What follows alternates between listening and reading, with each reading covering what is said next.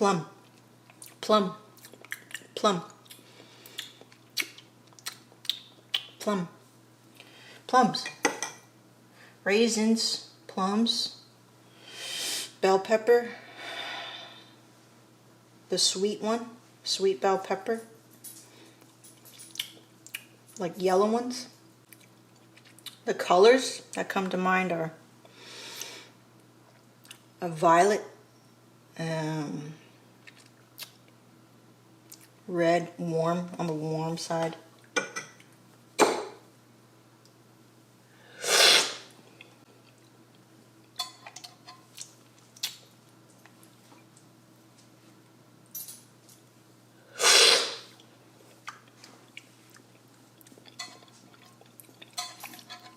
It's getting brighter as it cools.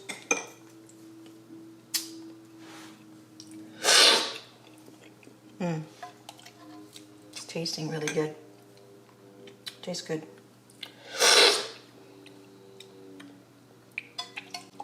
The reason why I have two is to check.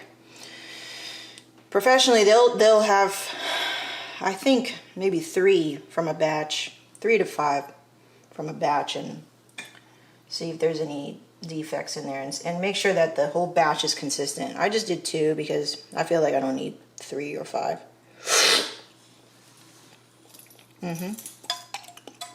It's getting juicier as it cools down. And not too roasty. This sort of charge, I think, to charge at 380, I think is validated here in the cup. And it's a very nice full city with the skin still wrinkled on the bean, which I feel like by doing that provided that I could still enjoy some nuance in this cup, which I am experiencing. So still quite, wrinkled. You still see these crevasses. I wonder what the term is. We should have a consensus on what this is, because it is a characteristic of a light roasted coffee or city roast. My intention was to do a full city roast with this. The beans are not quite as swelled, even though going plus 3 minutes past first crack. Interesting, huh?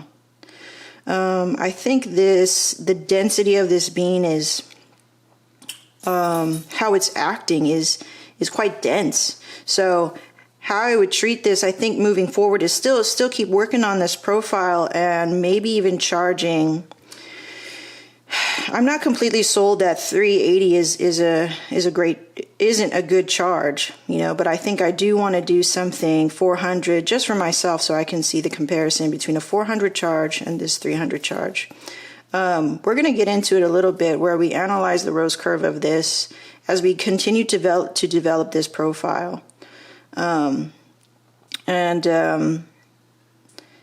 me, it looks a little mottled to me, but I did mix them, right? And we are roasting from a cold machine into a relatively hot machine, which we will talk about later in terms of how your machine acts, when you just fire it up versus when you're about your 5th roast in. So I can tell when the machine is cold, and I have a strategy of getting around that on the next time in terms of still creating more and more consistency. But in the cup, it's tasting really nice. And now that we've had some time to let it cool, we're going to cup again. By the way, I'm really digging that I cleared everything away from here. This is now like my cupping area. Becoming more standardized with everything, becoming more separate with things. Wow. Quite a bit brighter now as it's cooling. Interesting. Going 3 minutes plus first crack, I thought I'm going to be getting really roasty flavors. In the data, in the roast curve data, I'm not seeing anything that that would signal me to say this was an off roast or a weird roast by any means in terms of like time and temperature. So to be getting still quite a bit of nuance and brightness 3 minutes past first crack, which is the typical is like 40-40-20 overall roast development, to be getting still nuance here in the end is interesting.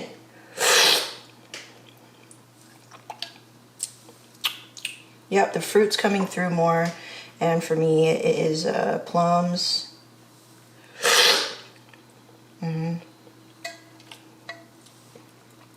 And the mixture of the skin and the pulp, because when you bite into a plum, the skin is quite tart, right? So you have that in here, and then the skin is much more subtle and much more fleshy and sweeter, on the sweeter side. So that's why I love plums, because you have the tight skin that is really like bright tart, adds that nice texture, that crunch, and then the inside, which is soft and like sweet. It's a really nice balance. So I think this profile is really nice.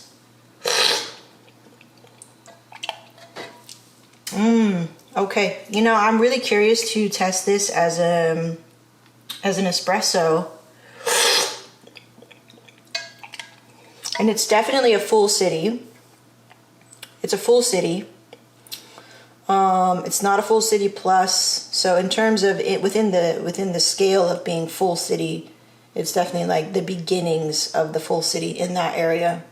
Even though I roast 3 minutes post first crack, that's really interesting, really cool. I want to push this a little bit further next time and charge a little bit higher perhaps next time, but we're going to change one variable at a time. That way we don't go, well, which one was it that influenced this, right? So the next time we do this for ourselves, we're going to charge at 400, and I want to see what'll happen then. We're going to have to ride out the middle phase or the Maillard phase when we do that. I'm just kind of thinking ahead because we won't want it to go too hot. There's so much I want to share with you that I found out that I was just kind of thinking about as I was roasting and not talking to camera.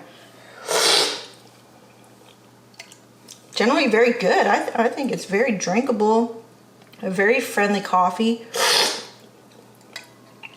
And for those who are, drinking this black, which you should, so you can taste everything before you put all your crap in it, you're going to taste a lot of nuance. But as these coffees come to rest, right? We're going to rest them, and most likely the client will not drink this until a couple of days later. So it's perfect timing.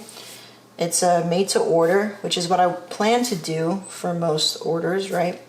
By the time that they drink it, it will be at like optimum tasting time. This bean is bothering me. I think it's a Quaker. I try to pull out Quakers as I see them. Quakers are beans that do not take on the roast for whatever reason. Most likely picked when it was not ripe. Every cherry must be picked when it's ripe, and that's why most specialty coffee is priced the way that it is.